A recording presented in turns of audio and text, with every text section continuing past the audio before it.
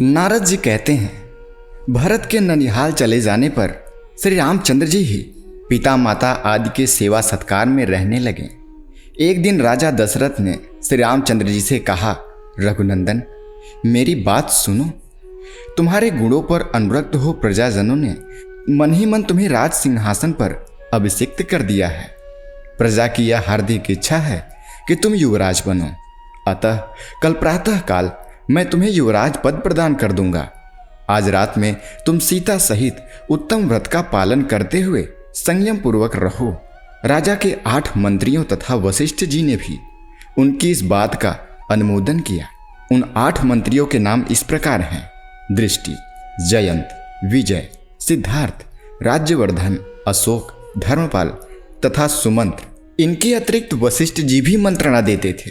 पिता और मंत्रियों की बातें सुनकर श्री रघुनाथ जी ने तथास्तु कहकर उनकी आज्ञा सिरोधार की और माता कौशल्या को यह शुभ समाचार बताकर देवताओं की पूजा करके वे संयम में स्थित हो गए।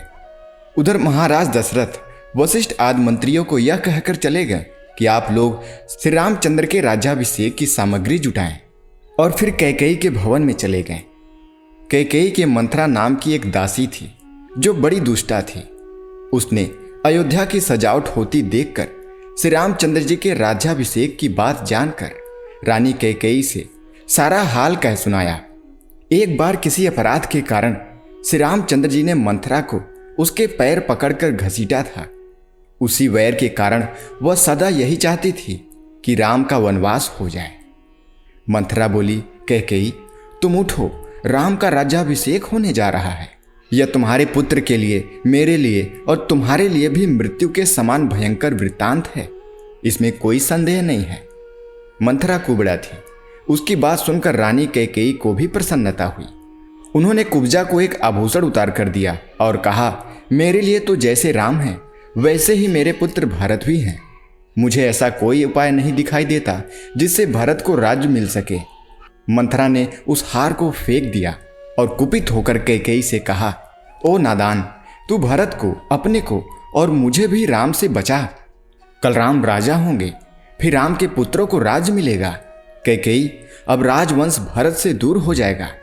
मैं भरत को राज्य दिलाने का एक उपाय बताती हूँ। बहुत पहले की बात है, देवासुर संग्राम में संबरासुर ने देवताओं को मार भगाया था। तेरे स्वामी भी उस युद्ध में गए थे। उस समय तूने अपनी विद्या से रात में स्वामी की रक्षा की थी। इसके लिए महाराज ने तुझे 2 वर देने की प्रतिज्ञा की थी। इस समय उन्हीं दोनों वर को मांगने का समय है। एक वर के द्वारा राम का 14 वर्षों के लिए वनवास और दूसरे के द्वारा भरत का युवराज पद अभिषेक मांग ले। राजा इस समय वे दोनों वर दे देंगे। इस प्रकार मंथरा के प्रोत्साहन देने पर कैकेयी अनर्थ में ही अर्थ की सिद्धि देखने लगी और बोली, कुब्जे तूने बड़ा अच्छा उपाय बताया है।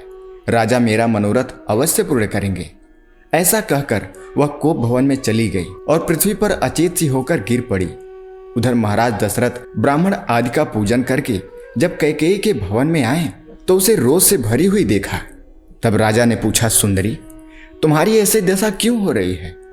तुम्हें कोई रोग तो नहीं सता रहा अथवा किसी भय से व्याकुल तो नहीं हो?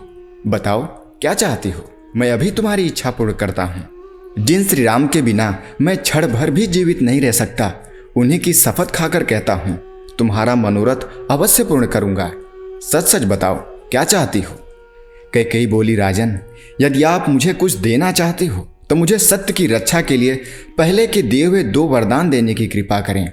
मैं चाहती हूँ राम 14 वर्ष तक संयम पूर्वक वन में निवास करें और इन सामग्रियों के द्वारा आज ही भरत का युवराज पद अभिषेक हो जाए। महाराज यदि ये दोनों वरदान आप मुझे नहीं देंगे तो मैं विष पीकर मर जाऊंगी। यह सुनकर राजा दशरथ वज्र से आहत हुए की भांति मूर्छित होकर भूमि पर गिर पड़े। फिर थोड़ी देर में चेत होने पर उन्होंने कैकेयी से कहा, पाप पूर्ण विचार रखने वाली कैकेयी, तू समस्त संसार का अप्रिय करने वाली है। अरे मैंने या राम ने तेरा क्या बिगाड़ा है जो तू मुझसे ऐसी बात कहती है? केवल तुझे प्रिय लगने वाला यह कार्य करके मैं संसार में भली भांति निंदित हो जाऊंगा। तू मेरी स्त्री नहीं, काल रात्रि है। मेरा पुत्र भरत ऐसा नहीं है। पापिनी, मेरे पुत्र के चले जाने पर जब मैं मर जाऊंगा तो तू विधवा होकर राज्य करना। राजा दशरथ सत्य के बंधन में बंधे थे। उन्होंने श्री रामचंद्र जी को बुलाया, कहा, बेटा, कैकेयी ने मुझे ठग लिया। तुम मुझे कैद करके राज्य को अपने अधिकार में कर लो, अन्यथा तुम्हें वन में निवास करना होगा और कैकेयी का पुत्र भरत राजा बनेगा। श्री रामचंद्र जी ने पिता और कैकेयी को प्रणाम करके उनकी प्रदक्षिणा की और कौशल्या के चरणों में मस्तक झुकाकर उन्हें सांत्वना दी। फिर लक्ष्मण और पत्नी सीता को साथ ले ब्राह्मणों, दीनों और अनाथों को दान देकर सुमंत्र सहित रथ पर बैठ वे नगर से बाहर निकले। उस समय माता पिता सभी शोक से आतुर हो रहे थे। उस रात में श्री रामचंद्र जी ने तमसा नदी के तट पर निवास किया। उनके साथ बहुत से पुरवासी भी गए थे। उन सबको सोते छोड़कर वे आगे बढ़ गए। प्रातःकाल होने पर जब श्री रामचंद्र जी नहीं दिखाई दिए तो नगरवासी निराश होकर पुनः अयोध्या लौट आए। उधर श्री रामचंद्र जी के चले जाने से राजा दशरथ बहुत दुखी हुए। वे रोते रोते कैकेयी का महल छोड़कर कौशल्या के भवन में चले आए। उस समय नगर के समस्त स्त्री पुरुष और रानी निवास की स्त्रियां फूट फूट कर रो रही थी। श्री रामचंद्र जी ने चीर वस्त्र धारण कर रखा था।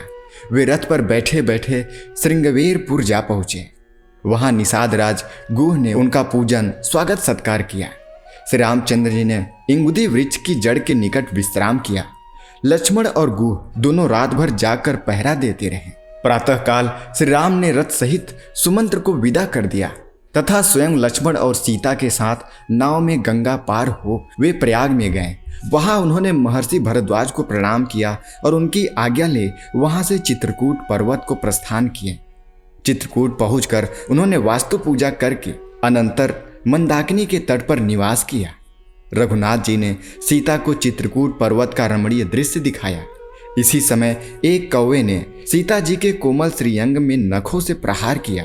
यह देख श्री राम ने उनके ऊपर सीख से अस्त्र का प्रयोग किया। जब वह कौवा देवताओं का आश्रय छोड़कर श्री रामचंद्र जी की शरण में आया तब उन्होंने उसकी केवल एक आंख नष्ट करके उसे जीवित छोड़ दिया। श्री रामचंद्र जी के वन गमन के पश्चात छठे दिन की रात में राजा दशरथ ने कौशल्या से पहले की एक घटना सुनाई, जिसमें उनके द्वारा कुमारावस्था में सरयू के तट पर अनजाने में यज्ञदत्त पुत्र श्रवण कुमार के मारे जाने का वृत्तांत था। श्रवण कुमार पानी लेने के लिए आया था। उस समय उसके घड़े के भरने से जो शब्द हो रहा था उसकी आहट पाकर मैंने उसे कोई जंगली जंतु समझा और शब्द वेधी बाण से उसका वध कर डाला। यह समाचार पाकर उसके पिता और माता को बड़ा शोक हुआ। वे बारंबार विलाप करने लगे। उस समय श्रवण कुमार के पिता ने मुझे शाप दिया। कहा, राजन, हम दोनों पति पत्नी पुत्र के बिना शोकातुर होकर प्राण त्याग रहे हैं। तुम भी हमारी ही तरह पुत्र वियोग के शोक में मरोगे। तुम्हारे पुत्र मरेंगे तो नहीं, किंतु उस समय तुम्हारे पास कोई पुत्र मौजूद न होगा। कौशल्या, आज उस शपथ का मुझे स्मरण हो रहा है। जान पड़ता है अब इसी शोक से मेरी मृत्यु होगी। इतनी कथा कहने के पश्चात राजा ने हाँ राम कहकर स्वर्गलोक को प्रणाम किया। कौशल्या ने समझा महाराज शोक से आतुर हैं, इस समय नींद आ गई होगी। ऐसा विचार करके वे सो गए। प्रातःकाल जागने वाले सूत, मगध और बंदीजन सोते हुए महाराज को जगाने लगे, किंतु वे न जागे।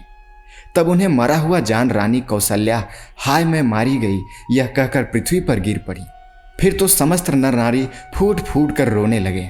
तत्पश्चात महर्षि वशिष्ठ ने राजा के शव को तेल भरी नौका में रखवाकर भरत को उसके ननिहाल से तत्काल बुलाया।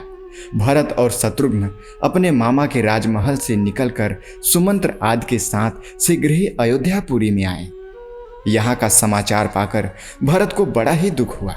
कैकेयी को शोक करती देख उनकी कठोर शब्दों से निंदा करते हुए बोले, अरे तूने मेरे माथे कलंक का टीका लगा दिया, मेरे सिर पर अपयश का भारी बोझ लाद दिया। फिर उन्होंने कौशल्या की प्रशंसा करके तैलपूर्ण नौका में रखे हुए पिता के शव का सरयू तट पर अंत्येष्टि संस्कार किया। तदंतर वशिष्ठ आदि गुरुजनों ने कहा, भरत अब राज्य ग्रहण करो। भरत बोले, मैं तो श्री रामचंद्र जी को ही राजा मानता हूँ, अब उन्हें यहाँ लाने के लिए वन में जाता हूँ। ऐसा कहकर वे वहां से दल बल सहित चल दिए और श्रृंगवेरपुर होते हुए प्रयाग पहुंचे। वहां महर्षि भरद्वाज ने उन सबको भोजन कराया। फिर भरद्वाज को नमस्कार करके वे प्रयाग से चले और चित्रकूट में श्री राम एवं लक्ष्मण सहित आ पहुंचे। वहां भरत ने श्री राम से कहा, रघुनाथ जी, हमारे पिता महाराज दशरथ स्वर्गवासी हो गए। अब आप अयोध्या में चलकर राज्य ग्रहण करें। मैं आपकी आज्ञा का पालन करते हुए वन में जाऊंगा। यह सुनकर श्री राम ने पिता का तर्पण किया और भरत से कहा, तुम मेरी चरण पादुका को लेकर अयोध्या लौट जाओ। मैं राज्य करने के लिए नहीं चलूंगा। पिता के सत्य की रक्षा के लिए चीर एवं जटा धारण करके वन में ही रहूंगा। श्री राम के ऐसा कहने पर सदल बल भरत लौट गए और अयोध्या छोड़कर नंदीग्राम में रहने लगे। वहां भगवान की चरण पादुका की पूजा करते हुए वे राज्य का भली भांति पालन करने लगे। तो श्रोताओं, इस प्रकार मैंने आपको अग्नेय महापुराण में रामायण कथा के अंतर्गत अयोध्या कांड की कथा का संक्षिप्त वर्णन सुनाया है। हम अगली वीडियो में अरण्य कांड की संक्षिप्त कथा सुनेंगे।